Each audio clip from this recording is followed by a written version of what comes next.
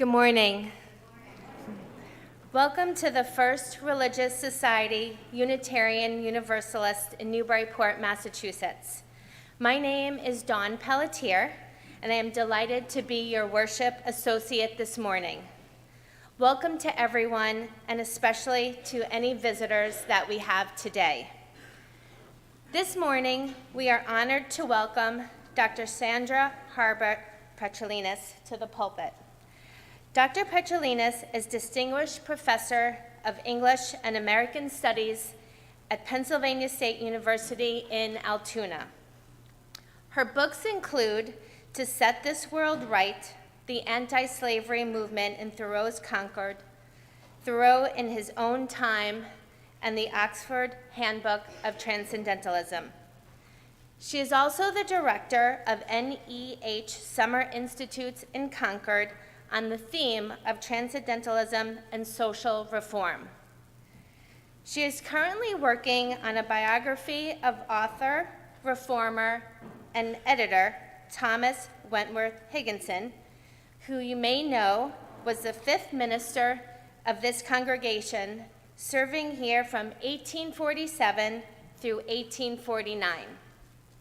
We hope you will join us immediately following the service, both online and in person, for a 30-minute question and answer with Dr. Petrulionis. Everyone is also invited to join us for our Justice Sunday after that. It will begin with soup and salad in the lower meeting house and then be led by our 8th principal or anti-racism core team. We think Higginson would be pleased to know the congregation's commitment to this work continues. If you would like to access this morning's order of service online, please click on the link just below the live stream. Thank you. It is good to be together.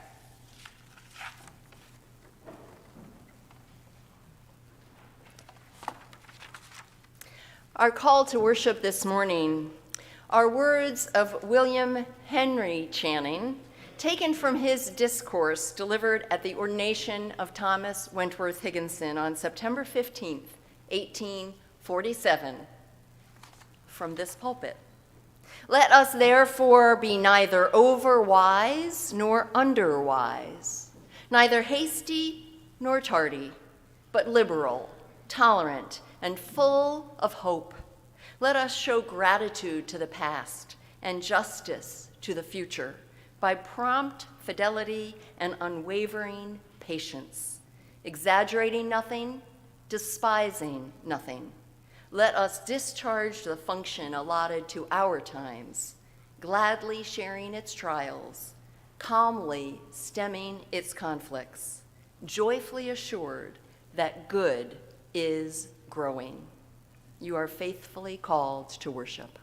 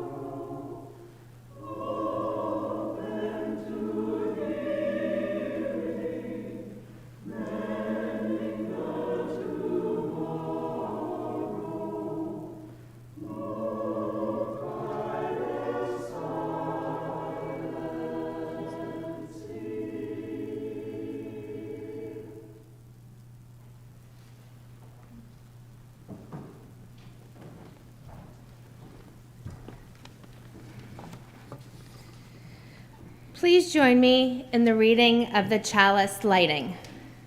We gather this hour as people of faith, with joys and sorrows, gifts and needs. We light this beacon of hope, sign of our quest for truth and meaning in celebration of the life we share together.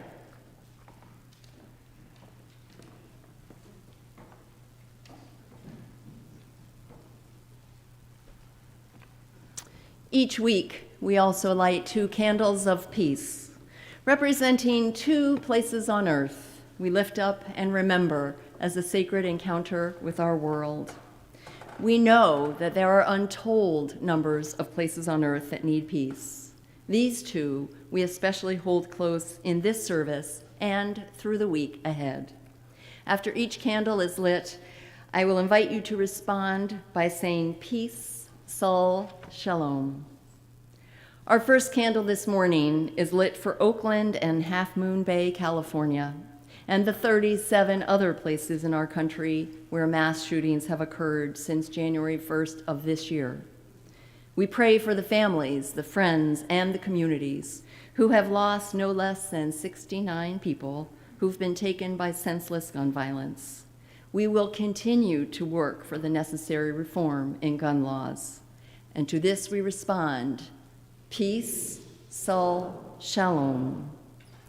Our second candle this morning is lit for Memphis, Tennessee, where on January 7th, another unacceptable and horrific incident of police brutality occurred, resulting in the death of Tyree Nichols. We pray for Tyree's family and friends and for all the people impacted by such atrocities, which is all of us.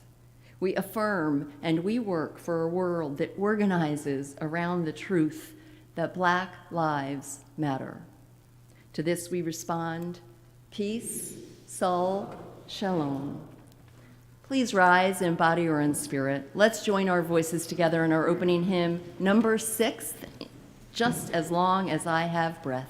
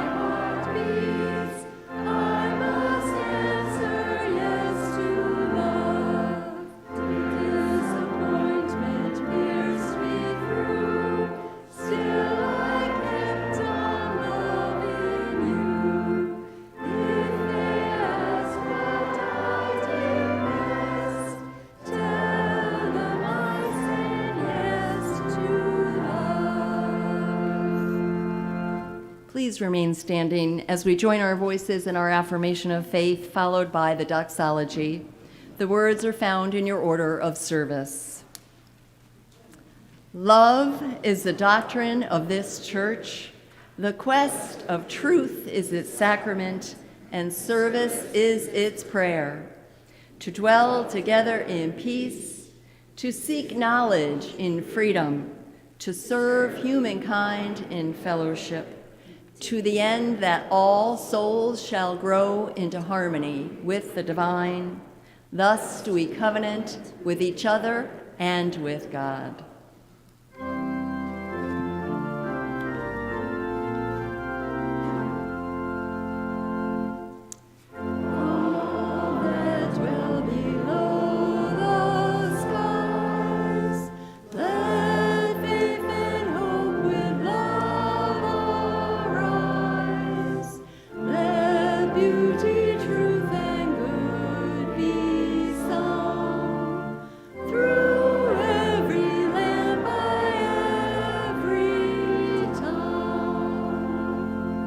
please be seated. And I'd like to invite all of our children and youth to come forward at this time.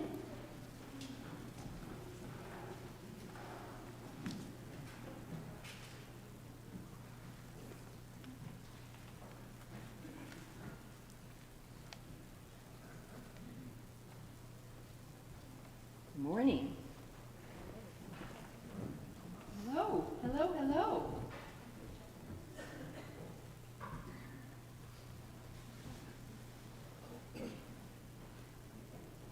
Hi. Good to see you all. Good morning. I'm going to try to, hi Charlotte. I'm going to try to keep turning so I can see your faces as I share our story this morning. So I also want to thank our speaker, Dr. Petrulionis, who shared these words with me. She was more comfortable with me sharing them with you, but they're not my words, they're hers. So we're going to be learning about, well, you're in young church, and right now, we're going to learn about, you heard earlier, the fifth minister of this congregation. So his name is over there, if you count down 5 times, Thomas Wentworth Higginson. Now, when he came here to be the minister, just so you have a sense, because I don't know how you think about ministers. For one thing, you see me, and I'm a female, and you might have seen other ministers who were male that might have been a little bit older even than me. But when Thomas Wentworth Higginson came, he was younger than Justin. So Justin, stand up, Justin, right? He was younger than him. He was 24 or 23 years old. Wow, that was pretty young. He was a very brave person. And we are learning about him. He wasn't a really important person, even though he was only here for as the minister, speaking up there, for 2 years, which isn't very long at all.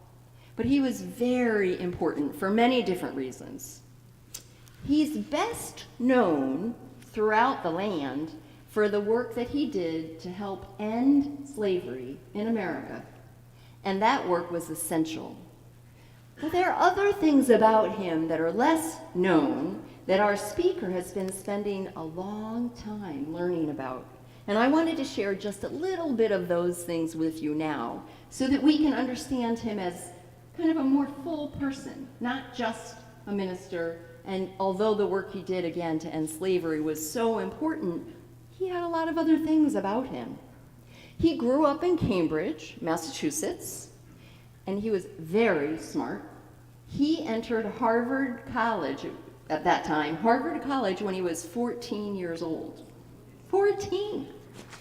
He lived at home the whole time he went to college for those 4 years, and so he was 18 years old when he graduated, the age that many of you will be when you graduate from high school.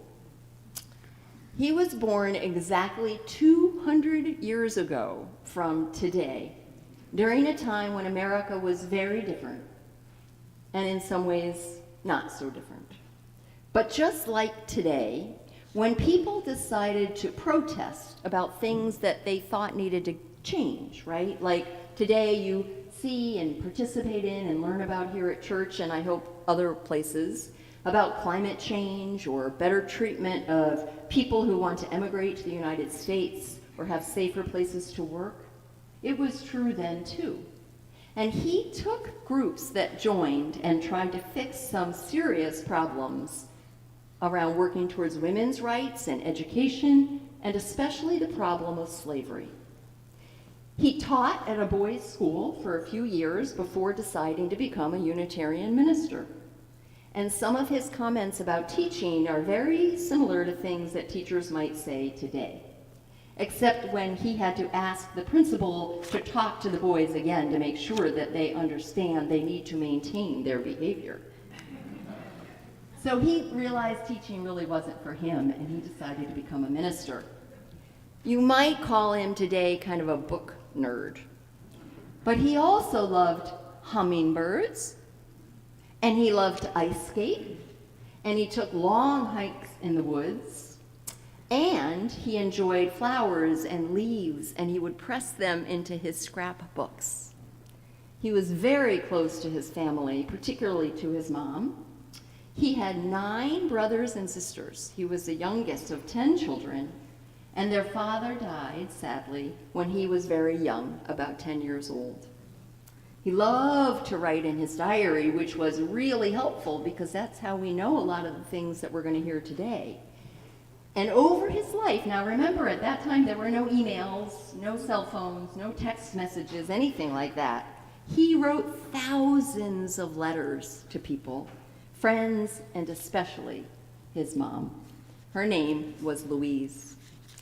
So he studied to become a minister, and he came here to Newburyport when he was 24 years old. He was here for 2 years, and he preached, and he also got married a couple of days after moving to the city. And I learned just yesterday that he lived on Essex Street. Do you know where Essex Street is? By the Essex Street Inn? He lived right? Yes, me too. I live on that street. You live on the same street as he did. Wow, that's pretty special. Well, he lived there too. He was married to his first wife, Mary, for 30 years. And then 2 years after she died, sadly, he married another woman, also named Mary. And they had a daughter whom they named Margaret. And you can see Thomas, now he's not 24 there, is he? But that's Thomas Wentworth Higginson with his daughter, Margaret, riding on a bicycle that looks a little different than a bicycle today, doesn't it? Yeah, a little different. They loved cats, and one day when Margaret was on a vacation with her mother wrote a letter pretending to be written by their cat, and he drew a picture of the cat in the middle of the page. So I think he also was pretty fun. Anyway, throughout all of his life, he worked at many different professions. He was a writer, an editor, and always a person who tried to improve or reform the society that he was a part of and living in. He did that for women, for children, for workers, and for blacks. We have a lot to learn from him, and I'm honored to follow in his footsteps. I know he would have loved knowing and getting to know all of you. You've been really good listeners. Thanks for letting me tell an important story. And we'll sing you now to Young Church with number 413, Go Now in Peace.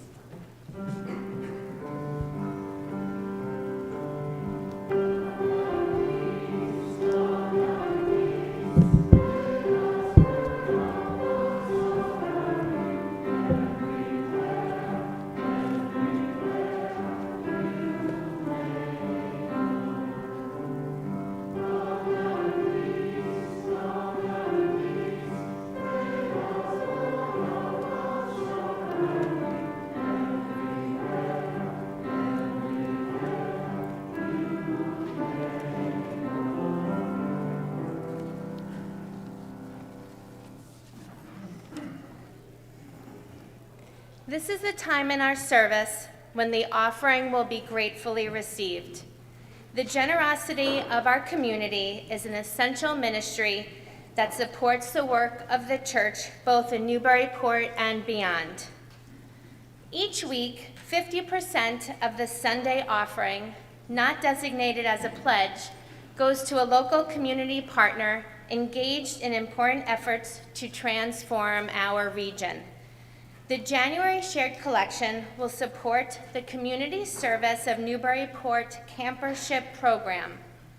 Community Service of Newburyport provides support through clothing, emergency relief, and referral services, and a food pantry for people in need in Newburyport, Newbury, and West Newbury. In addition, they run the Holiday Gift Bag program for children and seniors. In the summer, the organization provides 2 weeks of summer camp for children. In order to give online, please use the link in your order of service or below the live stream. You can also make a contribution by text. And of course, you can always mail a check to the church as well. Thank you. The offering will be now gratefully received.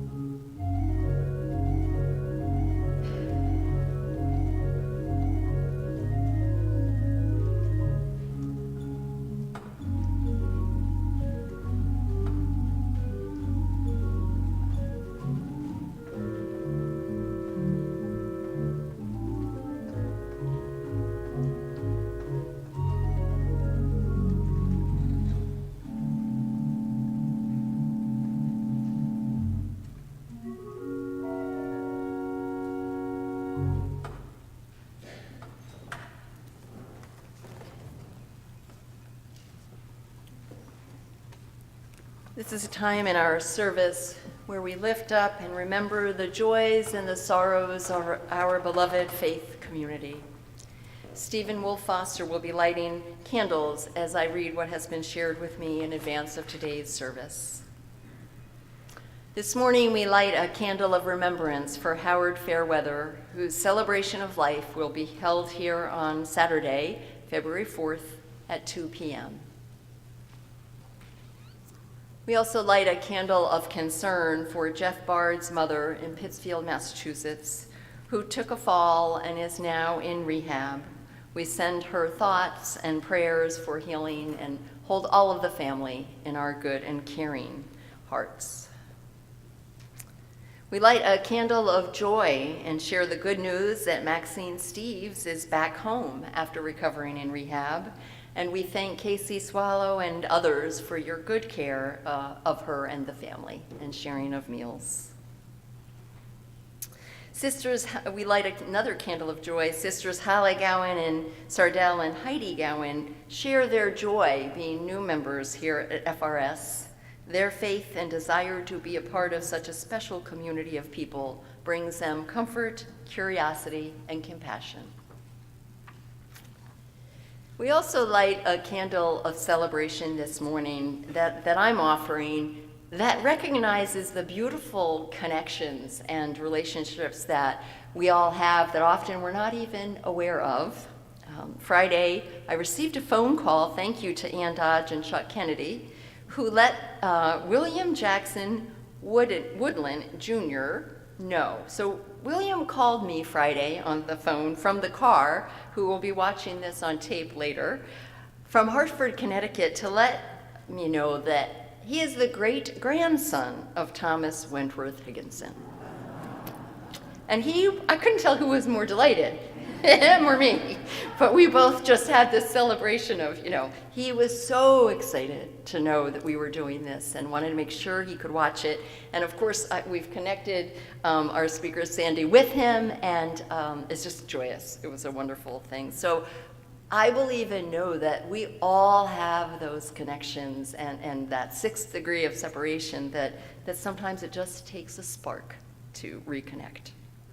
So we light one final candle, as we do each week, for all the sorrows, all the joys, all the worries, and all the hopes that, although are unnamed, are held just as much in our heart.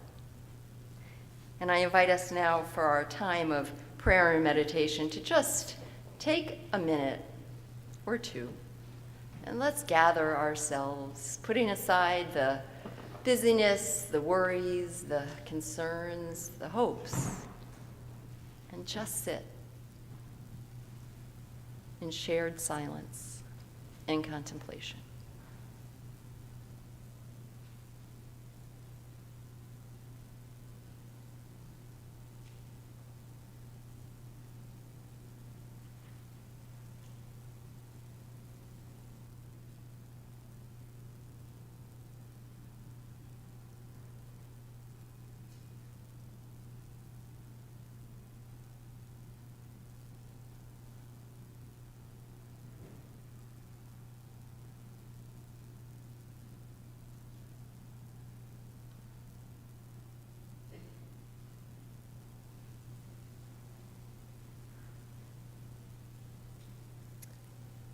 Amen.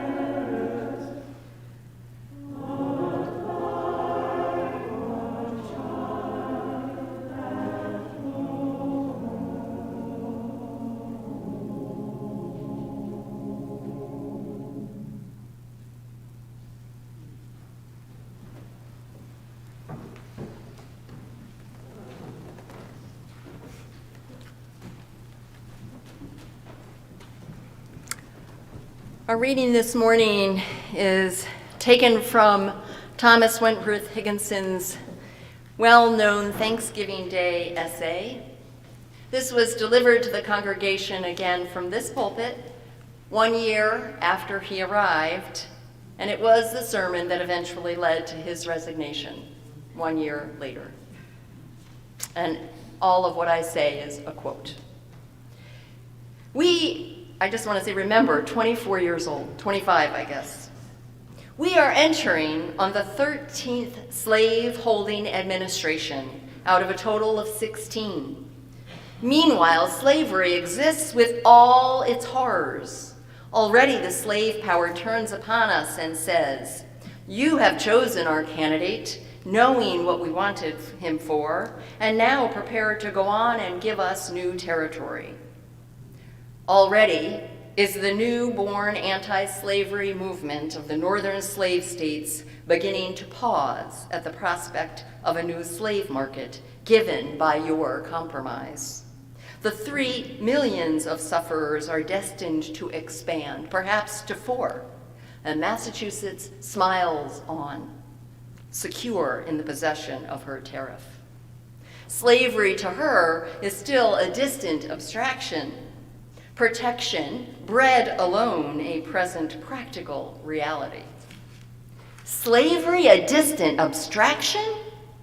I listened this week to Frederick Douglass, and as I sat and looked at that extraordinary man and trembled before the volcanic words with which the accumulated wrongs of an outraged race burst their way through his soul, and heard the depth of fiery earnestness with which he depicted his own and his brother's bondage, and the withering sarcasm with which he denounced the hypocritical religion of this slave-holding nation.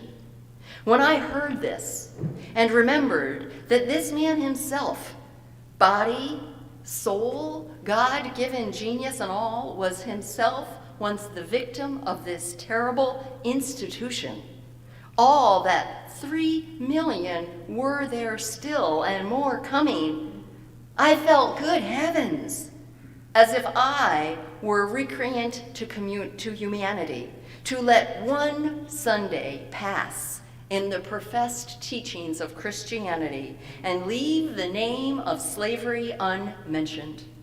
I felt it a base, selfish, sluggish in me ever to let that fearful institution so pass from my thoughts as to admit the mention of its name, at least in prayer or in preaching, and so help me God, I never will again.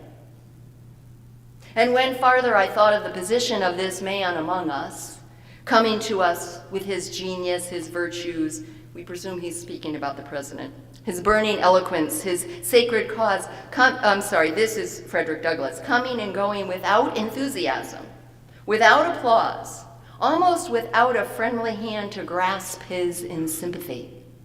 And when on the other side I recalled the enthusiasm you had called up within but a few days, this to the president, at the name of a man you never saw, a man of no genius, no eloquence, no sacred cause, not a known virtue even, save brute courage, and that common, honestly, you would feel insulted if I denied it to any of you.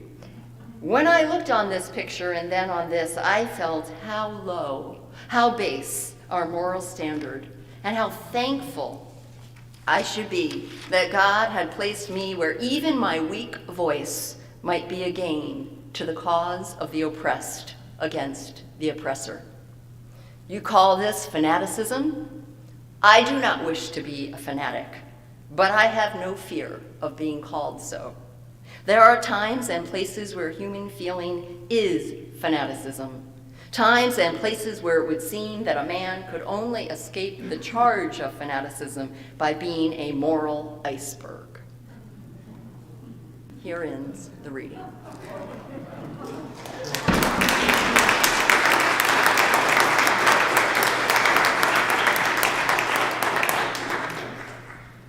Good morning, everyone. I'm just thrilled to be here. Thank you so much to my hosts, Reverend Rebecca, to Justin for getting the technology working and making sure I knew where to stand. And thank you all for being here. I am very excited to be in Newburyport for the first time. I've been coming to Massachusetts, particularly Concord, for several years, but always knew I needed to get over here, and I'm thrilled that someone gave me the chance in a very special way. I'm especially honored to be here on one of your Justice Sundays, an initiative that would have absolutely thrilled my subject today, whose view on both the church leaders and America's hesitancy towards social reform in 1847 is expressed on the cover of your program. Lo, the work is not done, the world is not reformed, it is not regenerated. I think we've had all too many examples over the last few years, even the last week, that 176 years later, we are still at this work. At 23 years old, Thomas Wentworth Higginson was ordained to the Unitarian ministry here in this building in September 1847. He resigned that position, as Reverend Rebecca just said, 2 years and 1 day later. But first, a bit of background on his long reformist life. A native of Cambridge and the youngest of 10, Higginson entered Harvard as an undergraduate at the tender age of 14. He taught school for a short time after graduating, enrolled at divinity school at Harvard, dropped out, wasn't sure about the calling, and returned a year later, graduating in the summer of 1847. Over the course of his long life, in addition to being a minister, Higginson was an abolitionist, a women's rights activist, an Army officer, an author, an editor, and a literary critic.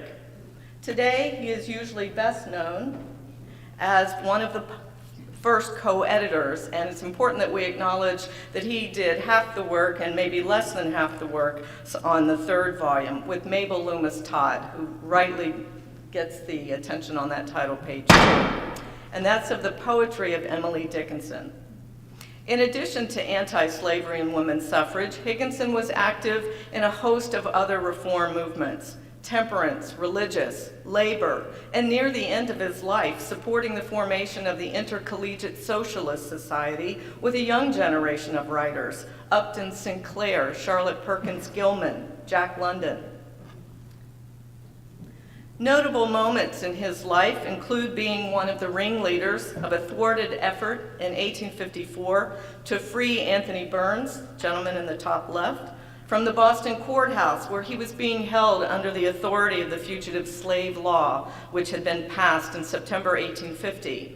For those of you who aren't terribly familiar with that law, it compelled Northerners to aid and abet the slave system, in some cases to aid in the arrest of and return to slavery of their African American neighbors and friends who'd been living here in the free state of Massachusetts for years.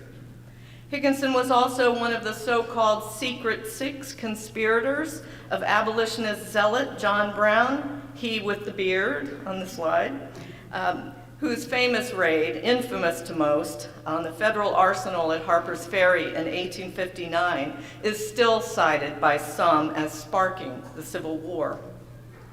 Higginson also served as a colonel leading the 1st Army unit composed of formerly enslaved men, and here you see them lined up in Beaufort, South Carolina. They were the 1st South Carolina Volunteers, later known as the 33rd Infantry in the U.S. Colored Troops. Higginson was married twice, to Mary Channing in 1847 and to Mary Thatcher in 1879. He was the adoring parent of their daughter, Margaret. And to our extreme good fortune, over his long life, Higginson kept diaries, and he was a voluminous correspondent. These private writings give us an extraordinary window into every era of his life, including the time here in Newburyport. So back to 1847. When the Newburyport First Religious Society, also often known then as the Pleasant Street Church, invited Higginson to preach here multiple times before he graduated from divinity school, it had been without a regular minister, as many of you probably know, for more than a year, the rather low-key Reverend Thomas Fox having resigned in April 1846. Other young candidates for the job, including Higginson's friend, Samuel Longfellow, had turned them down. And Higginson proudly reported to his mother, "Now all their hopes are based on me." He was pleased with the turnout here, and he judged that the Newburyporters were decidedly enamored of me. The parishioners might have felt otherwise, had they been listening to a speech he had recently delivered at the Divinity School's Visitation Day proceedings in Cambridge.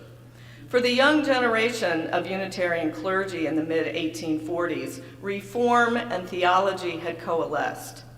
In his talk that day, entitled "The Clergy and Reform," Higginson lays out his view of the eternal antagonism and jealousy between church leaders and the progressive, thinking, literary class. In view of this, he called it a new religious movement we need, one to take possession of man's mind, the universal movement of freedom and the uprising of the church of the future. Higginson did not restrain himself, apparently, in the sermons he preached here during his job candidacy. He told friends, "I want to show my worst colors to the Newburyport people. I've preached my worst theological heresies, and yet I have heard nothing but applause." He was ordained, as we know and have been saying, as a minister here on Wednesday, September 15th, 1847. Abolitionist, Unitarian minister, and radical William Henry Channing delivered the sermon titled "The Gospel of Today." In this, he celebrated the beautiful sisterhood of the Reforms, a band of angels gladdening the earth, especially the anti-slavery movement. And he also bemoaned that many churches were closing their doors to these speakers. Christendom, he advises, needs Christianizing at its core. Transcendentalist minister James Freeman Clarke offered the charge and the closing prayer. Likewise, he advised the new pastor to speak, regardless of who was offended by that honesty. It was an uneasy fit from the start. The day after his ordination, the Newburyport Daily Herald described Higginson as a young man of much intellectual and moral power who was nonetheless tinctured with those radical and imaginative notions which have become infused into a large portion of the Unitarian clergy. Although an early history of the Newburyport Society calls Higginson an arch agitator for an unpopular cause, and also contends that parishioners were predominantly pro-slavery in their sentiments, this seems a bit wrong on both counts. As Glee Woodworth reminded us here in her remarks 2 weeks ago, Newburyport's seafaring history did include human trafficking of people sold into slavery. And certainly the retired seamen and others whose wealth and business interests connected them with shipping and the newer steam mills, they embraced a conservative politics. But a congregation being called pro-slavery here in the 1840s seems to take it too far. A few days after his ordination, Higginson married his fiancée, Mary Elizabeth Channing, and they moved to the parsonage at 18 Essex Street, where yesterday, thanks to local historians, I learned I'm staying right across the street in the Essex Street Inn. So a lot of wonderful coincidences this week. They loved being close to the sea. They loved their gardens. They inhaled the nearby Artichoke Mills landscape. So lovely, with the fields of snow and the dark shadows and the two white rivers. Before long, Higginson reported, "The people thus far more pleasing than I expected." Even the wealthy magnate John Porter complimented one of his sermons. It was on the freedom of speech. When Porter brought up the dangerous subject of slavery and attacked the abolitionists' extreme views, Higginson enjoyed giving him a private lecture to which he had little to say. "He seems to respect me more for having stated my position." An odd balance prevailed here for a time, with most in Newburyport, from Higginson's perspective, deciding not to take offense at his reformist sermons. As he soon learned when speaking at local anti-slavery meetings here, many angry hecklers continued, as in prior years, to disrupt the events. In his autobiography, Higginson remembers that during all this period, I was growing more, not less radical. His correspondence and diaries present his ongoing hesitancy that he has cut out for the ministry. While he enjoys speaking to men, as well as pastoral care, visits, officiating, to the central part of his job, preaching the Christian message, he did not necessarily feel called. I must sometimes transcend, he said. Letters also reflect Higginson's unsure sense of how things here were going. He had been in Newburyport a brief 5 months when some parishioners complained that his sermons were too much like lectures and not enough preaching. He agreed, but he also said he finds it impossible to take a wide enough range in my sermons. I have to restrict myself in thought and illustrations. Why must preaching always be religious, he laments. The Sunday sermon, to his view, should address a wide variety of social concerns, again, as you're doing right now with your Justice Sundays and other programs. We must also keep in mind that it was not simply Newburyport and the First Religious Society here that Higginson wanted to reform, it was the entire Christian relation, what he called the eternal problem of each age as to its institution. Attending a Unitarian conference in June 1848, Higginson voiced these concerns directly to the church hierarchy, claiming that divinity school had ill-prepared his generation for the challenges of their time. He shamed the older ministers for not having encouraged them to think freely and speak freely. Higginson and his wife threw themselves into the social obligations of their roles. They took part in amateur theatricals, attended Monday teachers' meetings, Tuesday evening reading circles, and Friday nights with the debating society. And looking at your website with all that you do during the week, I think you have improved tremendously over his busy social schedule. In addition to exchanging pulpits with other area ministers, he also invited lecturers here for both the morning and the evening services. In June 1848, the formerly enslaved William Wells Brown spoke here, followed by Higginson's own anti-slavery tirade. Given that visiting abolitionists not that long ago had been subjects to sticks and rotten eggs, Higginson took pride in some progress. The Newburyport years also served as an incubator for Higginson's reformist sensibility on issues other than slavery. The town's steam mills cultivated his sense of the need for labor reform, especially for reducing to 10 hours the long workday of these factory girls. And though he was not successful in putting an end to John Caldwell's local rum distillery, 3 alcohol-serving businesses apparently did close the year after Higginson arrived, whether as a result of his temperance preaching, I can't say. Capital punishment also drew his attention. When a Cambridge man, George Honeywell, was sentenced to death for setting a fire that destroyed his childhood home and killed his mother and brother, Higginson judged that Honeywell was to a great extent the victim of circumstances. Surely, he said, if his situation were investigated and set before the public, commutation of his sentence might be obtained.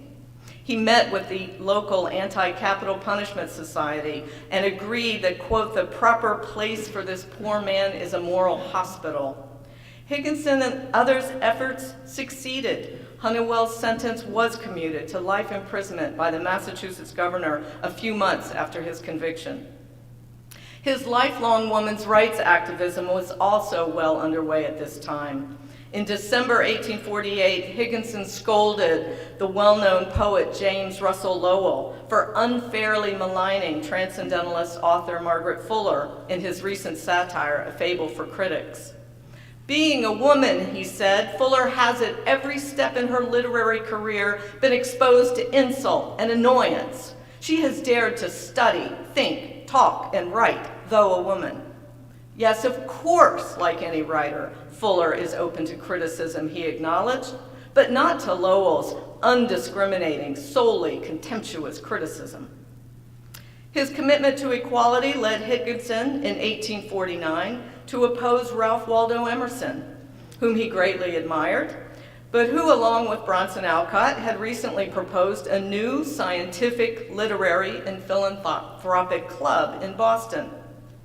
To Higginson's understanding, what they were calling this town and country club would admit members on the basis of interests and accomplishments, period.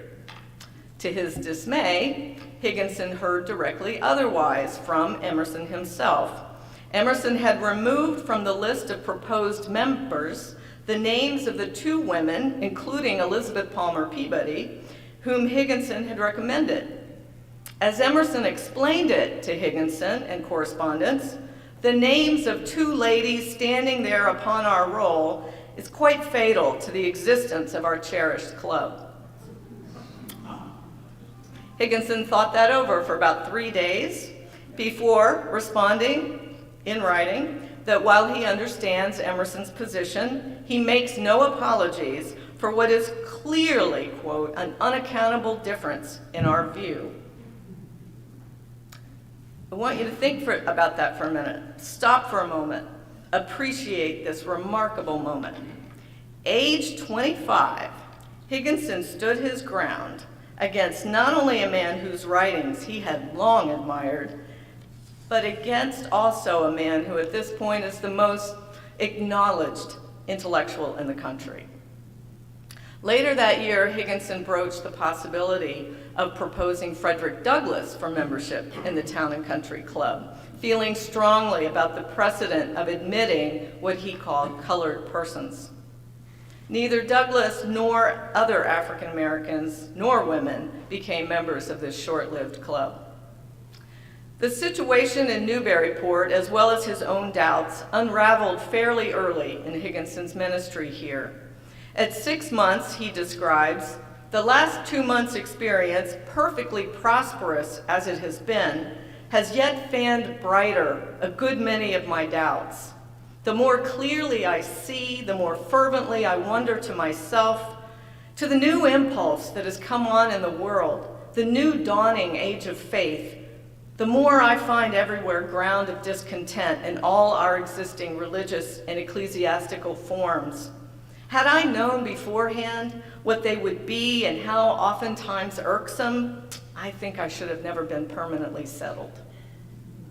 The presidential election of 1848, as Reverend Rebecca's just been reading from, and Higginson's sermon that followed, sped up the inevitable break. Higginson had supported the candidacy of third-party candidate Martin Van Buren, while nearly all in this congregation went for the candidate who won, Whig Party nominee and Mexican War hero Zachary Taylor. It probably did not smooth their relations when Higginson exchanged pulpits just after the election with the despised radical Theodore Parker, nor perhaps that he had recently hosted here in Newburyport an African-American man who was in town to, quote, raise money for an excellent manual labor school he has started for fugitive slaves in Michigan. In his Thanksgiving sermon at the end of the month, as you've just been hearing, Higginson let loose, accusing parishioners of being willing to vote for the necessary evil. A man who had enslaved others could be tolerated as long as he protected their wealth with a popular tariff. You are now to be held accountable, he admonishes. You knew that he was a man of not the smallest political knowledge, a mere warrior, a mere slaveholder, and never could have been nominated or chosen but by this ultra-slavery influence. And yet, when the time came, so humiliating, you accepted it as your triumph. What had really bothered him were the parades afterwards in Newburyport, torchlights and just drums and parades and glee. So it wasn't just that they voted for the wrong guy, it was that they were celebrating, in the public square. To say that this direct censure in the form of a sermon unsettled many parishioners is quite an understatement. He remained as the Newburyport First Religious Society member for another 10 months, but by spring 1849, the situation was quickly deteriorating. To his mother, he admitted cautiously a growing dissatisfaction with my professional life, while to his brother, he declared his readiness to depart the ministry itself, at least for a time. A few months later, an elderly parishioner, a Mr. Wood, apprised Higginson that several of the leading and richest men were resolved to leave and thus divide the church, at which point the young minister recognized the case was hopeless, with only one ethical course of action: to at once offer my resignation. Wood assured Higginson that the parishioners liked and respected him. His politics, however, were another matter. Surprised that it hadn't come to this sooner, Higginson affirmed it was my position as an abolitionist they could not bear. Some parishioners were prepared when he stood here on September 16, 1849, and tendered his resignation. But as he told his brother later, the young men, the poor men, and the women were taken by surprise, some leaving in tears. Personally, he was relieved. I especially have longed for this release from a life which did not content me. Assessing the congregation overall, Higginson departs the pulpit with a compliment. No people ever listened better. He's especially confident in the influence I have had over the young people. The Higginsons remained in town for another 2 years. They moved to board, rent-free, with his distant relation, Mary Curzon, at Artichoke Mills. During these years, he was more active than ever. Started an informal school for factory girls, sometimes bringing hundreds into his home to talk. Lectured at the Lyceum and to other groups, preached in other towns, briefly edited the Newburyport Union, and was, as he later put it, as acceptable a citizen of the town as could reasonably be expected of one who had preached himself right out of his pulpit. In 1852, Higginson accepts an offer to serve as the minister of a new society recently formed in Worcester upon an anti-sectarian basis, and he and Mary remained there for a decade. The local Free Soil Party here wished him well, but nonetheless regretted a severe and irreparable loss to the community with their departure. 5 years after leaving Newburyport in May 1854, Higginson joined other radical abolitionists in attempting to rescue Anthony Burns, a Virginian who had escaped from slavery and made it to Boston. He was being held in the Boston courthouse, again under the auspices of the Fugitive Slave Law. During the attack, a courthouse guard was killed, leading to arrest warrants for several, including Higginson, Parker, and others, that were later dropped. The sermon that Higginson delivered in Worcester's Free Church was entitled "Massachusetts in Mourning." He delivered it 2 days after Anthony Burns was pronounced guilty and hauled by his enslaver down the militarized, martial law declared streets of Boston to the harbor. Higginson let loose his rage. 30 years of a radical anti-slavery movement, he told his congregation that day, had brought no change. Here is the simple fact. The South beats us more and more easily every time. Harking back to their Revolutionary era forebears, he shames his listeners. Is it all gone? That old New England heroism and enthusiasm? Is there any love of freedom left in Massachusetts? We can imagine that this ardent young man, still but 30 years old, now leaning forward and looking out to his congregation to offer what he called a word of counsel. "Learn this lesson thoroughly," he surely shouted. "A revolution is begun. Not a reform, but a revolution." Thomas Wentworth Higginson spent but a brief time here in this very pulpit in Newburyport.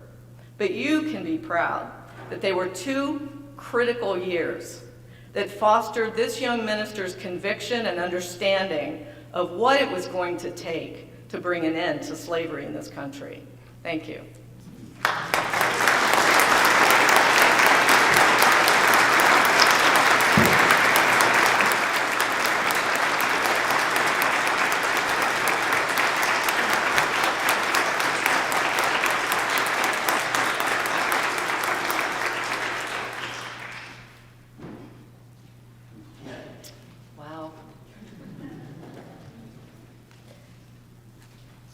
It's quite rather emotional.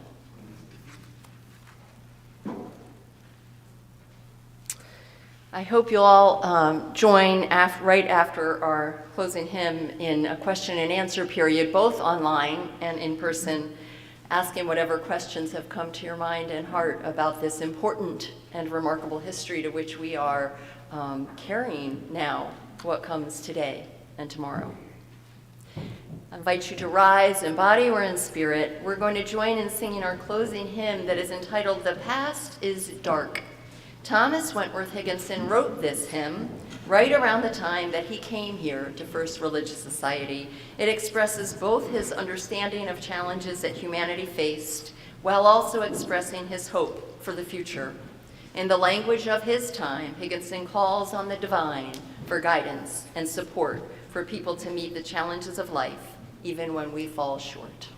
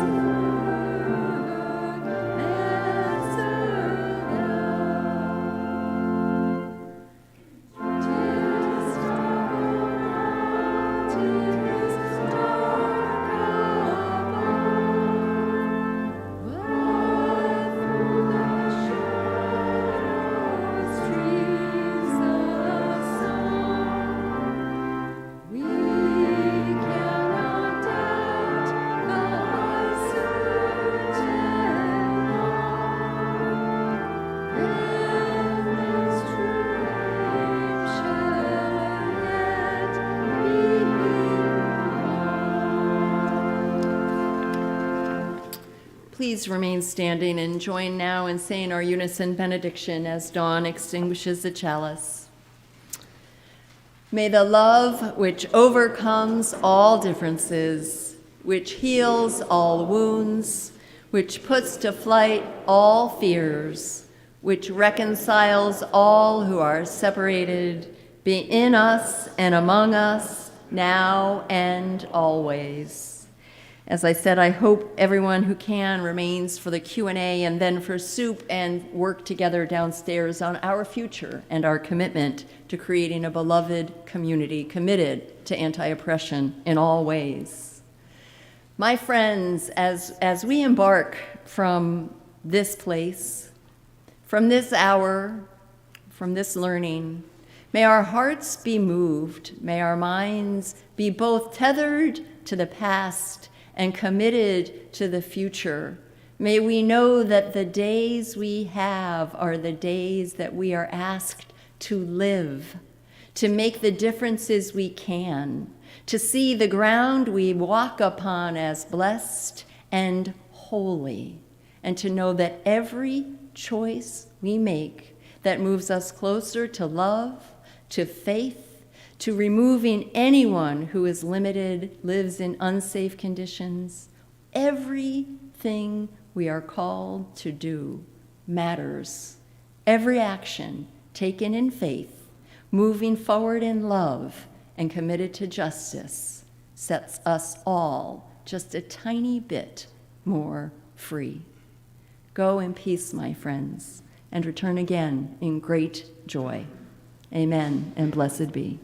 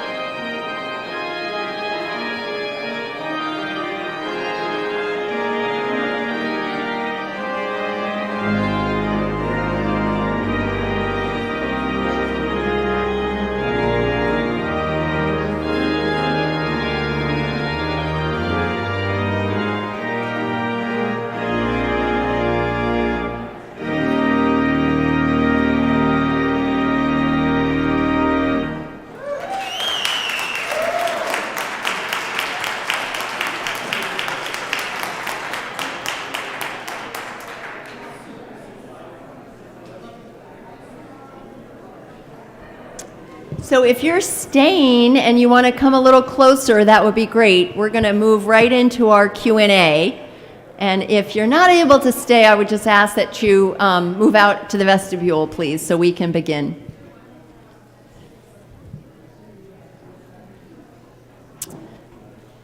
We will be using, so people online, feel free to offer a question in the chat, and we'll be able to ask that.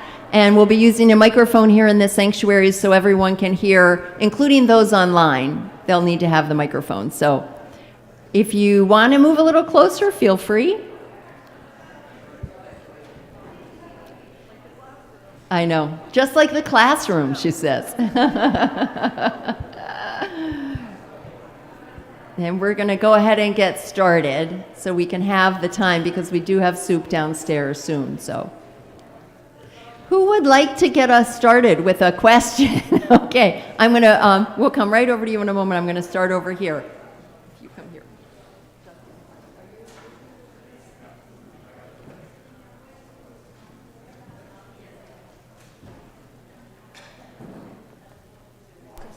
I'm sure I speak for everyone in thanking you for your outstanding presentation. Thank you. And the excellence of your scholarship. Thank you very much.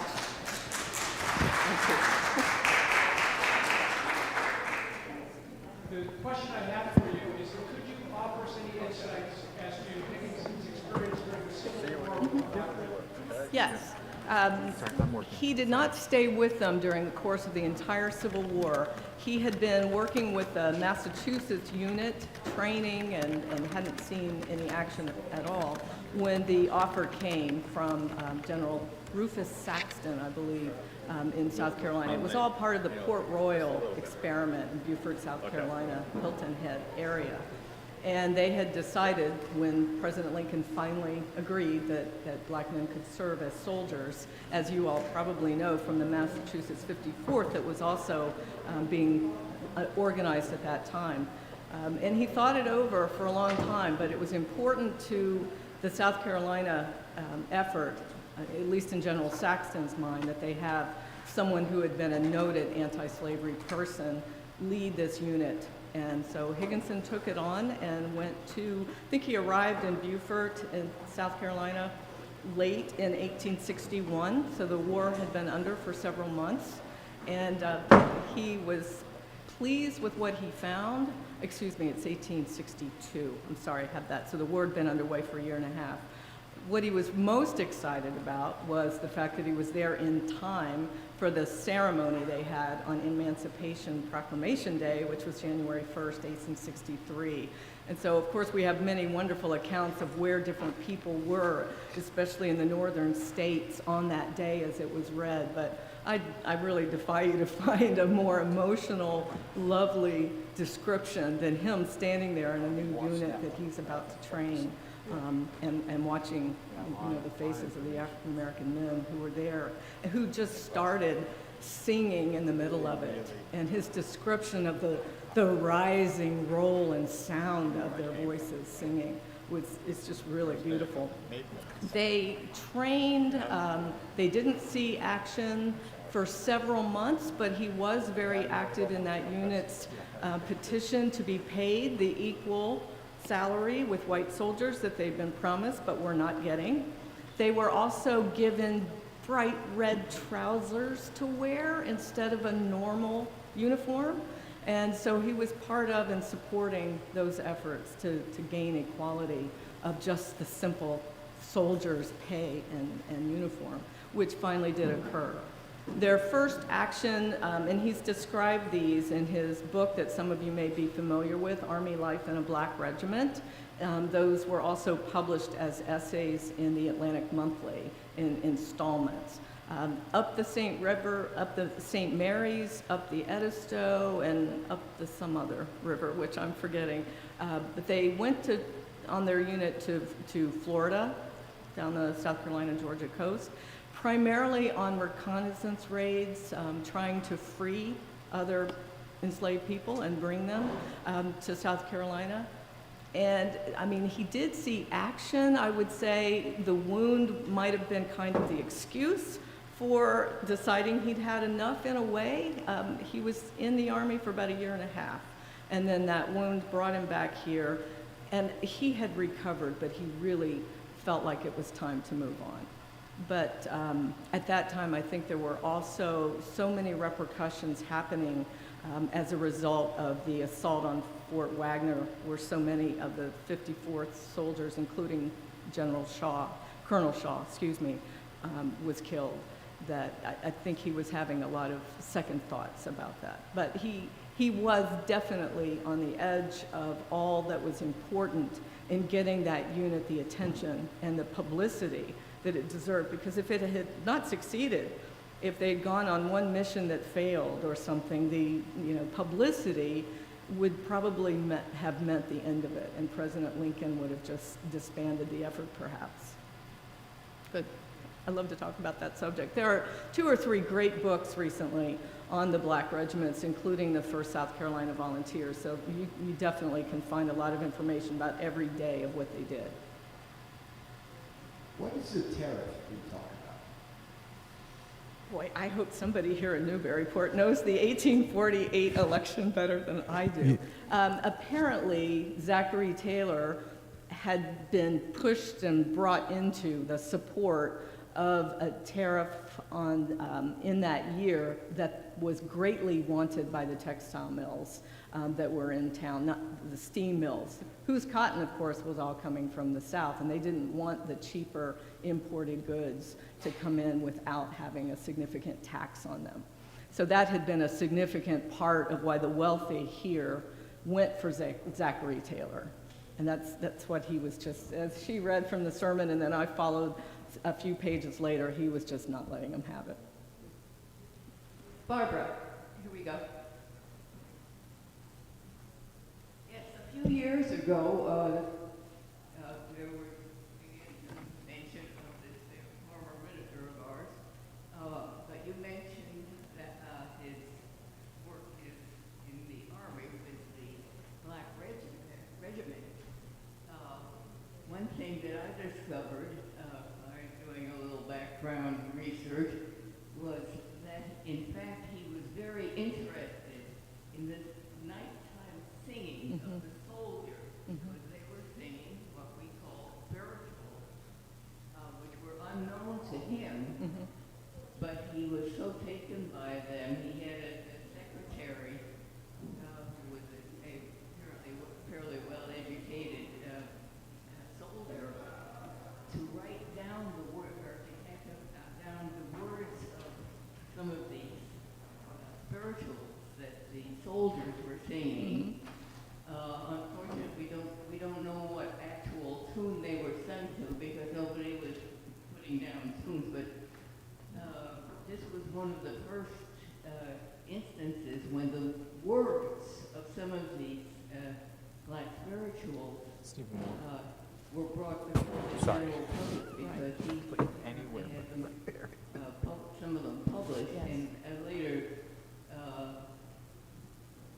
musicians found some of the tunes they were sung to, which in fact are ones that we still use today, and still use some of those. But his, as a musician, his input to the bringing out of the soldiers' spirituals, which now, many of which are now well known to us, even a white folk. Yes. But one would have loved to have heard the soldiers singing. Yeah, he absolutely loved them, had them collected, and they are available now in a pretty inexpensive paperback, at least many of them. There's an online question. David Claridge asks, when will your book about his new hero, Tom Higginson, be published? Hopefully before the letters turn gray around the edges. Not anytime soon, but it's well underway, I am pleased to say. He lived too long, actually. And I say that with all humility and respect for the very long life, but maybe that's not the right way to put it. The better way to put it is he never stopped writing.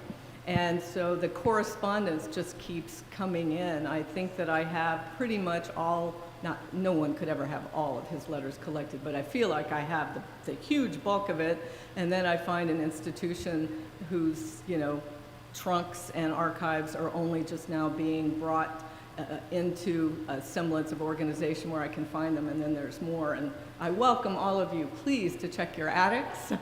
I would be happy for more, but it keeps my students busy. They help me with the transcription and independent studies, so it's been a really rewarding experience to work on him for all of these years. It's been 12 years or more since I started working on him, and it's been able to provide the undergraduates I teach. We don't have graduate students at the Altoona campus, and so it's given them experience in something they never really would have been able to do. And just while we're talking about attics, I'm also working on, with my collaborator, Dr. Noelle Baker, we've been for years co-editing and producing a digital edition of the almanacs journals of Mary Moody Emerson, Ralph Waldo Emerson's aunt, who lived for a time off and on with her sister, Hannah Farnham, here in Newburyport. So while you're checking the attics, just keep those two names in mind. Yes, David. Well,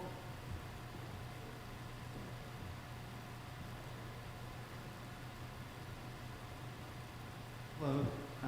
His middle name being Wentworth made me wonder if he had any connection with New Hampshire Wentworth, like Royal Governor John Wentworth or his uncle, Royal Governor Bennington Wentworth. I'm not familiar with that. I know it was a family name. I think the last name of an ancestor, but I'm not familiar with whether that person had always been Massachusetts oriented or whether it was New Hampshire. John Wentworth went to Harvard, so there might be a connection. Might be a connection there. That is the name he went by all of his life. That is what he was called, not Tom, not Thomas, but Wentworth. And he will sign his correspondence usually T.W. Higginson.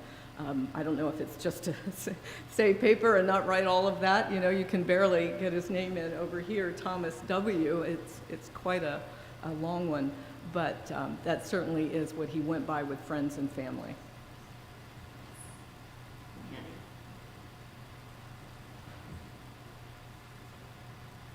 Can you share with us how he characterized whether there was any support in this congregation for his anti-slavery views, and whether he was able to make any progress within the congregation on this? Yes, and there are so many letters written from this era that I did read them over quickly, pulling the information I knew I wanted to talk about. So there's a lot that's there that I know gives specific names.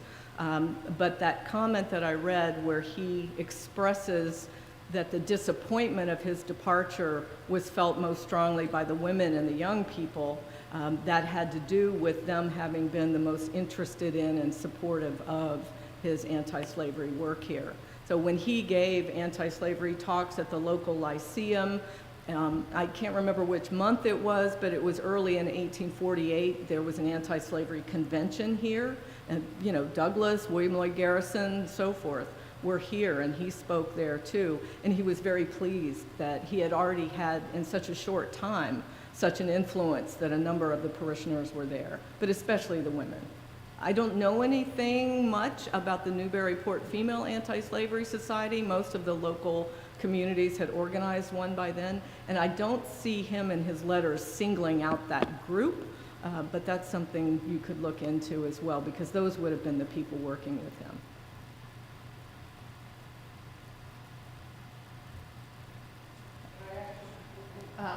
We're going to go over to Lark first.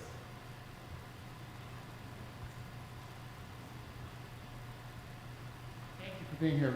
Thank you. I wanted to jump to the Dickinson connection. Can you expand on that a little bit? Oh, boy. It's a few books. She had written to him in response to, as an editor, he had published an article in 1862 in the Atlantic Monthly, and I should know the year, and it's not right there. But it's advice to a young contributor. And he was telling young people, and particularly encouraging young women, here are the ways you should write, here's how you should go about making your work known. And that spoke to an unknown poet down in Amherst who wrote to him. So he was actually in Beaufort, Port Royal, South Carolina, by the time she's sending him her first letter. And the famous line in that letter is, "Can you tell me, dear sir, whether my verses breathe?" And so her letters were poems, as many of you probably know, as much as her poetry. But that correspondence that she initiated then with that letter went on until she died. It's been published in both of their volumes. To my knowledge, it's never been brought together so that the letters are in, corresponding or chronological order. But there is a book, White Heat, by Brenda Wineapple, that talks about their relationship. He was her mentor. She was in many ways his instructor. He learned a great deal from her. The effort to publish her poetry, of course, didn't become an issue until she died, and her poems were everywhere, but primarily, thankfully, in one trunk where she had sewn them together in little booklets that are called fascicles, which her sister discovered. I think 12, 15 poems were published in her lifetime of the 1,700 and something poems that she left. He and Mabel Loomis Todd, who was a local Amherst person who had known the family and been friends, very close, just undertook the effort. I can't tell you exactly whether it was his idea or hers. I think it was probably Mabel Loomis Todd's, and the family knew that he would be interested. So they came out slowly in 3 volumes. I think Mabel Loomis Todd might have brought the last series out by herself. And then more poetry was issued by the sister's daughter. These names run together.Ey're all named the same thing sometimes. But that initiated a different effort, not by Higginson and Todd. So it wasn't until the 1960s that we finally had a full, complete edition of all the poems exactly as she published them, because all of the editors introduced, cleaned up, standardized punctuation, changed her spelling. Apparently, in a few letters we have, Mabel Loomis Todd complained a little bit that Higginson kept trying to introduce titles that made no sense. So she was having to be very circumspect and kind and letting this important man know that maybe she should handle this part of it. That's great. One more. Let's see if there's a voice we haven't heard from. Any last question? Yeah, I know. Okay, yes. Yeah, I do not mean to dominate you. I just had this follow-up question. With the fugitive slave law and his going down to Boston and helping this former slave, break out of prison, someone was killed, the jailer was killed. Was Higginson involved in that because he was one of the few convicted? So what did he do? Did he actually harm the jailer, or how did that work? It was a huge melee, and apparently they had all been at, am I going to say this wrong, Faneuil Hall? Oh, good, okay. So they were all at Faneuil Hall, really being drummed up to a fever pitch by Theodore Parker and Wendell Phillips and Higginson, and just decided with absolutely no organization, no one seemingly in charge, to run down to the courthouse and free this man. They had wanted to do the same thing with Thomas Sims in 1851, and a mattress had been put on the ground so that Sims could, spring from the window, and at the last minute the guards put bars on the window. So he was returned to slavery in 1851 to Georgia, and they weren't going to let this happen again. And so when they got into the courthouse, obviously the doors are barricaded, and they had some kind of a long battering ram. I don't know where it came from and who found it. There are 2 or 3 great books on just this episode alone, and they rammed the door down. Well, when they get in, of course, the guards are all there. They know they're coming, and it was just one big, huge mob. And no one took credit for the shot that was fired that killed James Batchelder. But nonetheless, there was the explosion, there was the violence, and it all broke apart. But Higginson received he called it a saber cut, sword, knife, not sure, right on the side of his face, and was proud of that scar the rest of his life. But that broke up the effort. The city was under martial law, and there's just great descriptions of the day, June 2nd, that Anthony Burns is taken to the harbor. I don't want to say great, because obviously it was a tragic day, but people in all the surrounding communities, Concord, they were putting black bunting from store windows and homes. There were militia units here, there were the city police, there were marshals that the president sent because Boston was not going to do this. And, you know, he was returned to slavery. His freedom was purchased very shortly thereafter, and Anthony Burns went to Oberlin College and became a minister and went to Canada. He didn't have a very long life, but he was at least able to spend the last few years of it as a free man. Yep. And I think that's an apt way to close this up. I hope everyone will join us downstairs. And again, help us thanking Sandra Petrulionis for all her efforts.